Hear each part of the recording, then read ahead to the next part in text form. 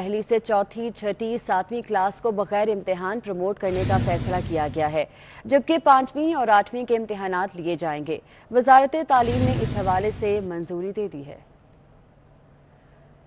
आपको अपडेट कर रहे हैं। वफाकी सरकारी तालीमी इदारों के तलबा के लिए ये बड़ी खबर है। ज़राए के मुताबिक पहली से चौथी, छठी, सातवीं क्लास को बगैर इम्तिहान प्रमोट करने का फैसला किया गया है, जबकि पांचवीं और आठवीं के इम्तिहानात लिए जाएंगे और इस हवाले से वजारत तालीम ने मंजूरी दे दी है।